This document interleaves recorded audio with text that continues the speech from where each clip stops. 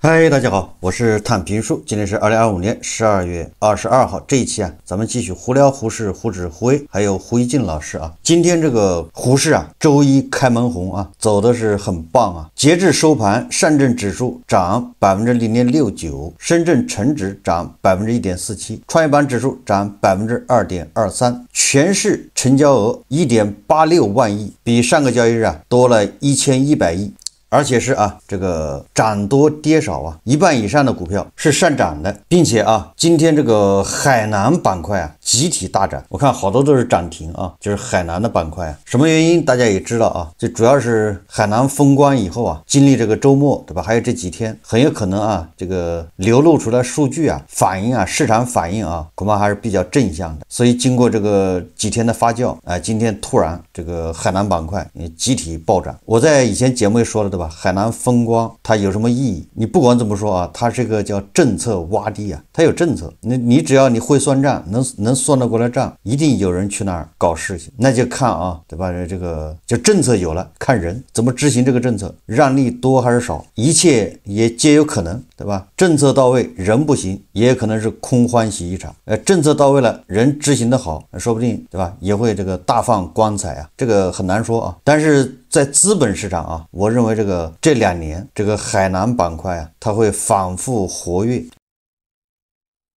如果你现在正在这个胡适里面搏杀，我倒是觉得你可以关注一下海南板块。我倒不是说它一直涨就是说它会活跃，这些股票它的股性比较活，你不停的有人会去炒它，为什么呢？你接下来你看什么每年年报、这个季报、半年报，这些上市公司要公布业绩，然后这个地方政府对吧？海南这个估计是每个月、每个季度它也要公布一些这个统计局数据对吧？海关的数据等等。我在想这些数据大家对吧？你不用怀疑一定会这个数字是稳中向好。那这些数字一公布，那提前就有人埋伏在里面，然后等到公布的时候一拉，对吧？然后震荡，就是波动性操作机会。所以如果你在胡适里面厮杀的话，我觉得可以关注一下这些海南板块，因为它毕竟比那些什么不着调的科技股什么消费对吧？什么中药比那些还稍微有点就靠谱的题材。这个海南风光那第一个，当然我在那个以前节目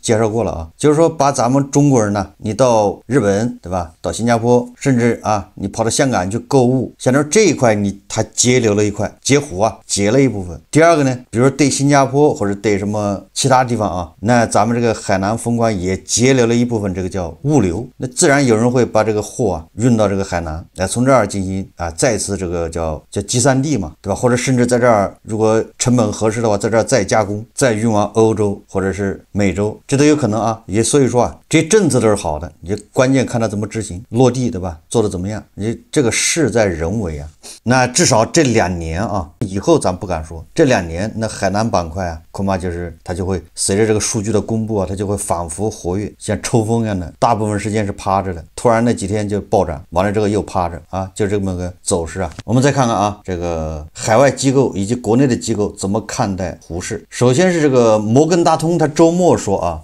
他说中国股市2026年有望迎来春季小冲刺，成长股或将再度受追捧。摩根大通中国内地及香港地区股票策略研究主管刘明迪近日接受澎湃新闻记者采访时表示他说中央经济工作会议稳中求进，提质增效的主基调如果落实到资本市场，可能降低中国股市波动性，助力企业毛利率、净利润率以及净资产收益率提升，进而增强中国股票的资产配置吸引力。这个刘明迪指出他说当前中国经济和股市处于夏季周期，他把这个市场周期根据这个摩根大通量化宏观指标把这个市场周期划分为恢复那叫春季，扩张那叫夏季，降速那是秋季，收缩那叫冬季4个阶段。那现在他认为是咱们的经济和股市都处于夏季，就是扩张阶段，虽存在短期回调，但2026年有望迎来春季小冲刺，成长股有望再度受追捧。展望2026年市场，刘明迪提出了4个值得加仓的主题，以及一个潜在的主题。4大主题包括反内卷、AI、出海和消费。潜在的主题则是地产有望企稳。AI 主题方面，摩根大通认为2026年全球 AI 基础设施资本支出增长，利好中国相关供应商，应会有更多的国产化股票和 AI 变现标的股受益。在投资方向上，刘明迪更偏向 AI 基建相关细分领域，表示相较于部分硬件更看好储能、光伏、电池等细分领域。我认为 AI 会是持续10年、20年的行情，但是每年站在 AI 舞台中央的公司会轮动，一开始是 AI 基建类标的，之后是 AI 应用类公司，再之后可能是 AI 终端，还有一些行业会完全被 AI 颠覆。刘明迪说啊，这是澎湃新闻报道啊，实际上什么意思呢？你要说 AI 大家都不反对，对吧？未来10年、20年，人工智能那肯定是要大发展，但问题是你现在对吧看中的这些公司，它是未来10年、20年的这个常青树吗？这可不一定啊，对吧？现在这个当红炸子鸡，说不定过2年就从舞台中央，对吧，就滑落到舞台边缘了，不再被人关注，对吧？它跟 AI 有什么关系啊？以这个互联网、移动互联网为例啊，对吧？移动互联网现在最火的公司，在1998年，对吧？或者2000年，他们还不知道在哪儿呢。互联网泡沫的时候，那时候最红的公司应该是什么？我有个印象，好像是卖服务器的，就是卖硬件的啊，名字我忘了。现在你说他跑哪儿去了，对吧？现在连英特尔都混不下去了，对吧？那个时候我记得最火的是雅虎现在在干嘛，对吧？也是我说这个什么意思呢？就是现在啊，你看我们都知道 AI， 对吧？无论它有没有泡沫，未来一定是人工智能天下，但是不代表你现在这个看好的这些公司，对吧？现在在舞台中央的这些公司，他们能红到10年、20年以后，说不定他们过2年就不知道去哪儿了。所以对散户来说啊，你判断对了方向，你判断对了行业，你也未必能赚到钱，对吧？你买了一只不该买的这个公司或者股票，遗憾终生啊，对吧？今天我给大家介绍一个公司啊，那也是曾经响当当的，叫贵州百灵。可以说啊，在沪市搏杀的人呢，这个金融消费者啊，应该对这个贵州百灵啊很熟悉啊。这个那也是我们传统文化，对吧？这个中药那是响当当的公司啊。但是就是这个贵州百灵啊，最近爆了一个大雷，直接就被 ST， 而且这一次啊不是小打小闹，是证监会查实了这个贵州百灵啊连续多年财务造假。简单点说啊，就是他以前那个报表里面啊显示出来利润赚的钱有很大一部分是做假账做出来的。实际上简单点说啊，你不用看那些公告啊，晦涩难懂，咱们说的比较直白一点啊，就是他那个里面利润里面到底有多少水分啊。这个贵州百灵它到底是怎么造假的呢？核心就一句话啊，在销售费用上动手脚，就是产品打广告，给渠道佣金，这些为了卖货花的钱，贵州百灵它怎么处理的呢？在2019年到2021年这3年里面，他把很多本该当年确认的销售费用给藏起来了，不记账，费用少记。实际上这些都应该摊到这个成本里面，对吧？那你当年的利润就少了。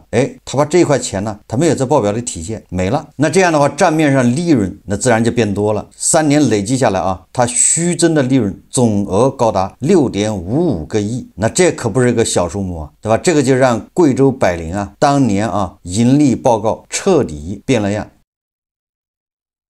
这就是就类似于这个直播的时候开了美颜啊滤镜。好，更有意思的是什么呢？到了2023年，他手法一变，反向操作，又多记销售费用，一下子啊消掉4.59亿的利润。有很多人就不懂了啊，他说你这不是有病吗？你这当年不记，过几年之后又把它多记，这个就是咱们啊沪市特有的现象。你要综合这20年看来，我可没做假账啊，但是你要分阶段看，他就是在做假账。就是比如说啊，2019年的利润他把那个销售费用不记，藏起来了，然后到了2023年，他那个销售费用也不知道从哪冒出来了。为什么这么做呢？就是为了这叫财技啊，这叫美化报表。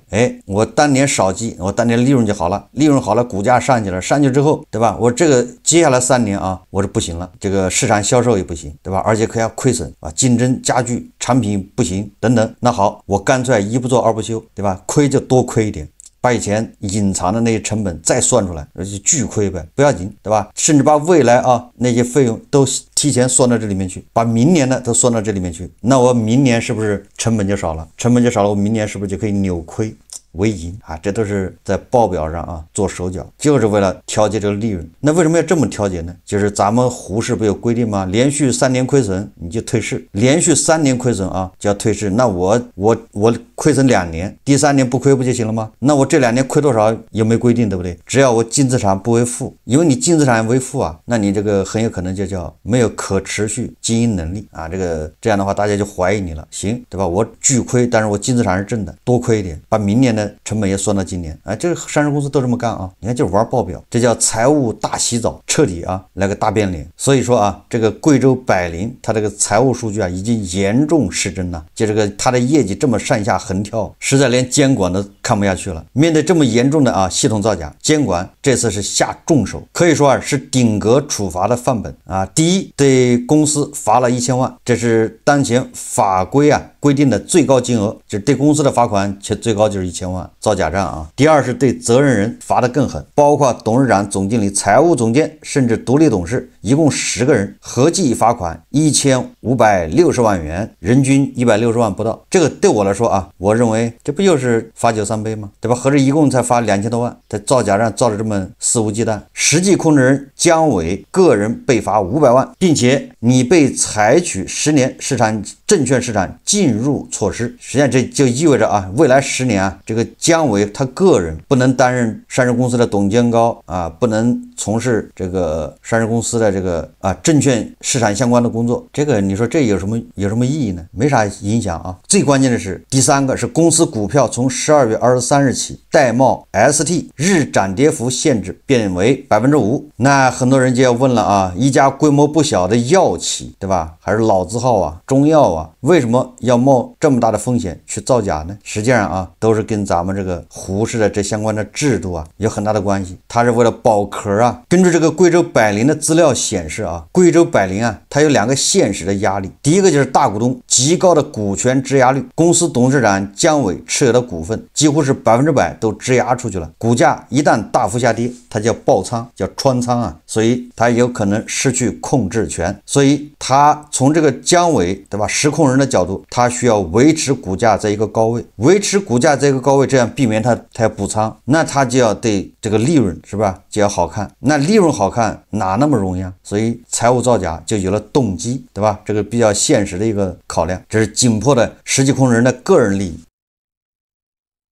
第二个呢，这个贵州百灵深陷一场重大的债务诉讼。这个贵州百灵他之前为了纾困引入了一家机构，你是一个上市公司，居然搞着陷入困境，你说这是什么公司卖药的中药就是具体什么药我没研究好像跟什么糖尿病还有关系它的药恐怕也不止一种这不，那当初人家是引入这家机构是来纾困的，就来解救他的，解围的。结果呢，现在双方闹翻了农夫如蛇的故事再次上演。到什么程度呢？双方对簿公堂，涉及金额巨大。在打官司的过程中一份漂亮的历史财报也可能成为对自己有利的筹码。好了，我说贵州百灵有什么意思呢？对吧？胡适造假的公司也不止一家，天天都有。咱们还要回到开头，对吧？我说你就判断对了行业有什么用呢？你还得选个好公司。你就是判断了好公司有什么用呢？你得保证这公司它财务数据是真的，它不会退市。这个贵州百灵很有可能要退市。咱们在私募市场，对吧？在股市非常活跃的，专门买大消费、鼓吹茅台，对吧？还有专门买中药的医药股，对吧？叫林园，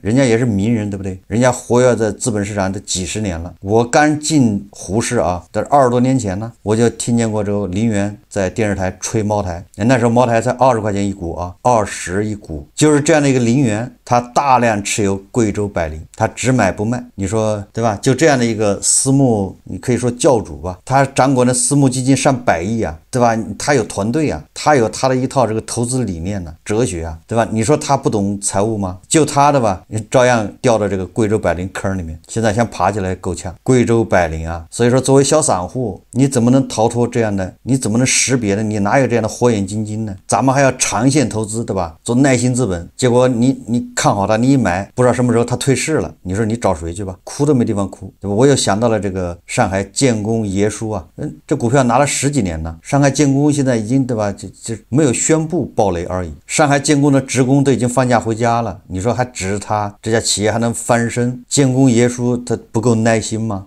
他就是太耐心了，对吧？10几年持有这个股票，不停的补仓，越陷越深呢。所以这样的一个市场，如果你仅仅是消费，就是我就是沉浸式体验，我就是来刺激刺激，没毛病啊，可以。但是你说你认真的想去发财，想在这儿改变命运失业了不想找工作，靠炒股来养活自己，对吧？甚至有人想通过一买一卖成为巴菲特，这都是叫做梦白日做梦，趁早打住，只会越陷越深呢，对吧？你胡适你只能叫小赌怡情。我们再看看案例对吧？这个胡适没有最奇葩，只有更奇葩。这个是券商中国报道的这是不是咱们胡编呢？说这个上市公司原董事长短线交易被罚80万。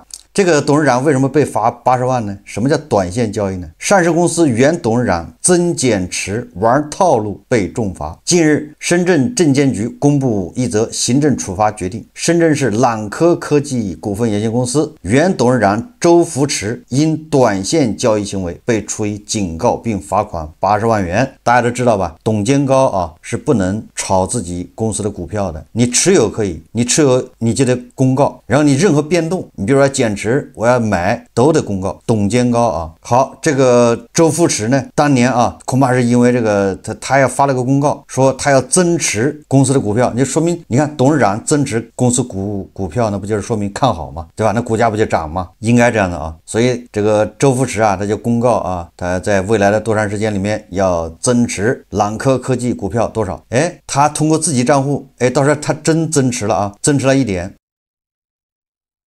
但是同时他通过他另外的账户，就是他控制的进行了规模可观的减持操作。你说这不是这不就是骗这个金融消费者吗？对吧？表面上看你看我在增持，我看好我们公司，这样增持1万股，那边减持100万股，你说这个金融消费者你玩得过他们吗？买入是214万股，左手通过个人账户买入自家股票，右手指令全资控制的公司账户火速卖出。监管部门调查揭开了一起上市公司原董事长短线交易违规事件。这个大碗新闻报道说国家网信办重拳整治股市谣言，独家爆料的股神们翻车了。这个咱就不说了，对不对？不要说独家爆料，就是那些公司的董事长自己炒自己公司的股票都赔钱，那你说还有什么独家爆料当然了，这些各种传言，各种独家爆料，偏偏有人信，有人就专门到处打听这些，对吧？胡锡进老师曾经也是热衷于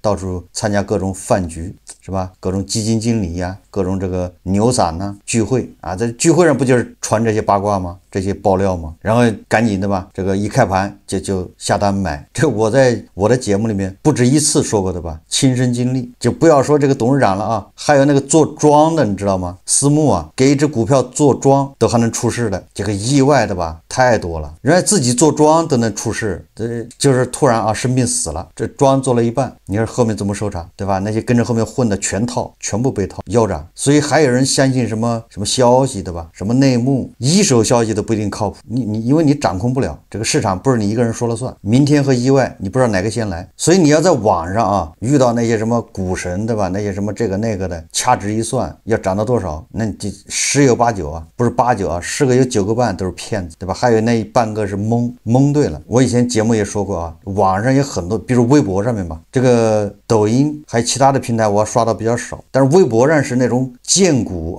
那种各种那个账号你一看就知道那是骗子，天天晒自己收益。以前是晒收益现在好像不让晒是吧？但是他那个微博写的就是目的就是引起你感兴趣，然后你一看到评论区吧，里面就有人开始拉人就给你留言，你要在上面留言，别人就可以拉你，给你私信，让你去什么某某老师那儿说我就跟着这个老师后面炒，一下就扭亏为盈，对吧？我本来套了8年了，现在解套了，赚钱了，都是这种玩法前面他有一个账号在前面写每天操作啊，这个感受、体验、体会。但是我现在我不怎么关注这个了啊。我在10来年前呢，我那时候还炒股，我就关注啊。那时候微博也刚起了哈，那微博上就好多人去天天晒自己的收益啊，每天啊煞有介事的。后来人家说那是 P 的啊，我怀疑 P 的不是的，都不是 P 的，他就是那个拿个 Excel 表做个，我今天啊赚1.2%啊，第二天又赚4.8%啊，就这样，哎，就这样的人粉丝多，慢慢的积攒成为100万大 V， 天天公布自己的实盘。其实我一直说啊，如果他有这么厉害，他根本就没空在这儿给你晒这玩意，对吧？他要做的是赶紧加杠杆，赶紧超过巴菲特。你他的这个年化收益早是巴菲特的几十倍啊，对吧？他缺的就是这个，他启动资金太少啊，所以赶紧加杠杆啊，对吧？7大姑8大姨借钱，房子押出去，把父母挂到百合网，对吧？资金越多，你加杠杆再一加，然后你年化这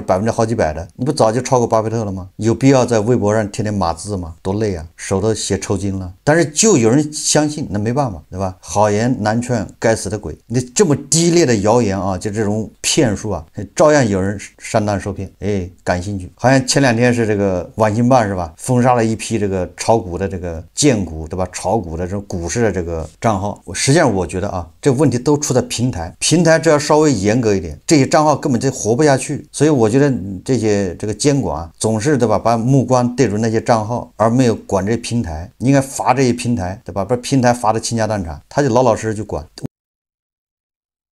我在这个微博里面，我经常看到这账号，我就点个不喜欢，对吧？哎，他还给你推荐，它里面还有好多广告，对吧？我不看这样的广告还是不行，还给你推，变成这样的。平台受益啊，因为这些荐股的、这些财经类的，他赚钱他才有钱去打广告。他们赚钱太容易，你骗子骗子不够用嘛，傻子太多。他赚钱容易，他就愿意拿更多的钱去投广告。那对平台来说，当然他给钱给得多，当然愿意宣传他啊。所以我觉得应该管这些平台，对吧？像我这样的节目你在抖音是发不出去的，因为你不仅不能给他带来收益，对吧？还影响了他这个流量。就我这个股市节目啊，很多平台发不出去，而相反那些，对吧？那些骗子，哎，他们的流量不仅能发出去，流量还高，这不就是平台的问题吗？所以说啊，这个主管部门呢，去重传整治这些账号，也是避重就轻呐，也是治标不治本。最后我们再看看啊，这个我看到这个吴小球啊，他跟这个王波明的一段访谈，大家看视频啊。没有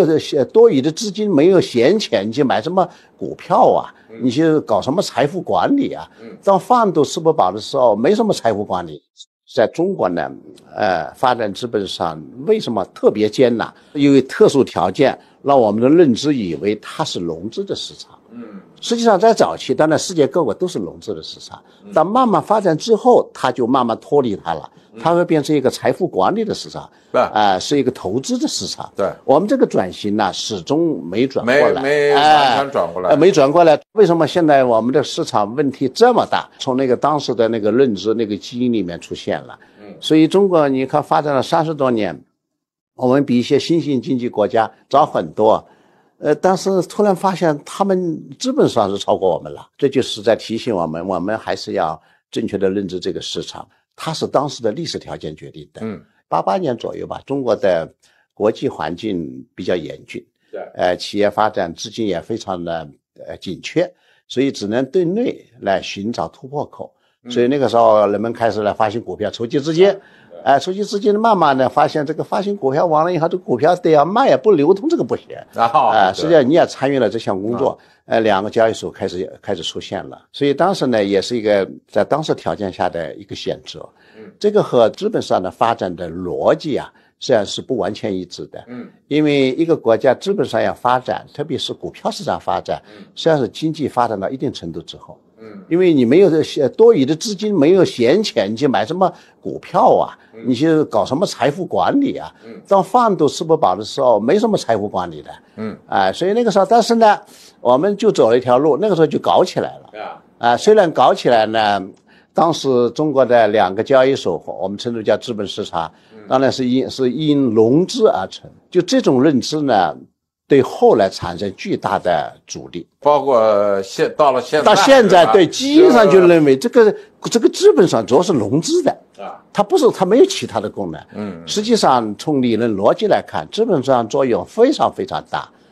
它包括也解决财富管理，解决激励机制，解决资本的流动。解决这个公司的治理架构等等哈，这些东西都是它很重要的。实际上，这个我在很久以前就说过，咱们是叫融资式。